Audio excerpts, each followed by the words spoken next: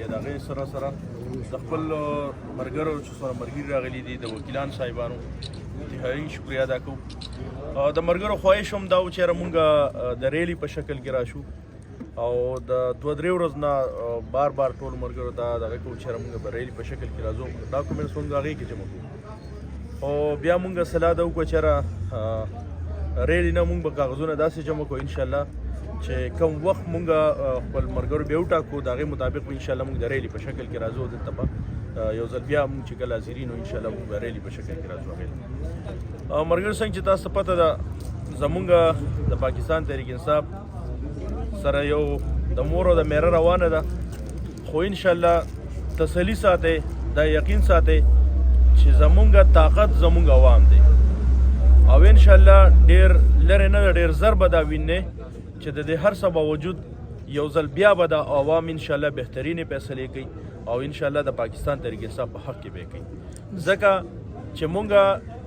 پاکستان تحریک انصاف خاص کر خان صاحب او مونږ ټولو چې کوم په دې ملک کې او د دې علاقې دپاره کوم سوچ او کوم څه غواړو الحمدلله په هغې کې اکثریت زمونږ د غریبانانو ته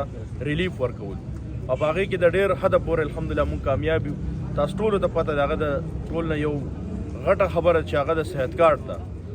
چې نن تاسو وګورئ زمونږ هر بچي د صحت کارت چې کوم دی هغه زمونږ خیبر پښتونخوا پاکستان تحریک انصاف ورکړی دی. نن هغه صحت کارت بند دی، تاسو وګورئ د هغې څومره تکلیف خلکو ته دی، خو انشاءالله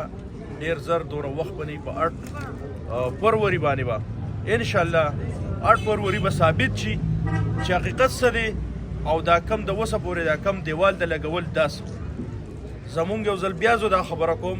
زمونږ طاقت چې کم دی زمونږ عوام دی او انشاءالله عوام چې کم دی د حق مرګتیا کې ولاړ دي او انشاءالله به د حق مرګتیا کې یو ثابتۍ به دی خلکو ته یا څومره د دیوال سره د لګولو کوشش هغه په هر وخت کې په هر ټایم کې د دیوال سره د لګولو کوشش شوی دی. خو الحمدلله انشاءالله دغه به مونږ د اوټ په ذریعه باندې په 8